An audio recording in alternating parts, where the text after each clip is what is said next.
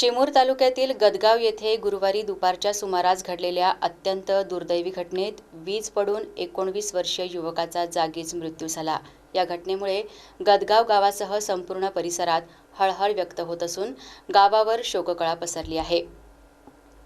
मिळालेल्या माहितीनुसार सुहास जयेंद्र काळे हा गुरुवारी दुपारी सुमारे 1 ते 2 वाजताच्या दरम्यान गावापासून सुमारे 1 किलोमीटर अंतरावरील गदगाव मार्गावर गायी चराईसाठी घेऊन गेला होता।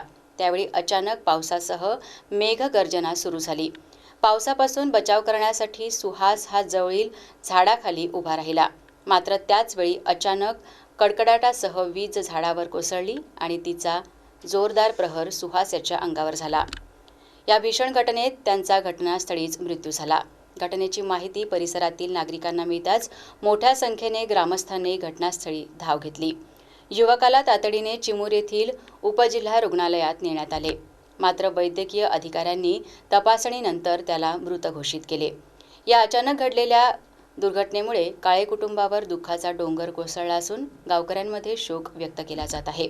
गदगाव येथील या दुर्दैवी घटनेने संपूर्ण परिसर हादरला असून एका होतकरू युवकाचा अशा प्रकारे मृत्यू झाल्याने सर्वत्र हळहळ व्यक्त केली जात आहे।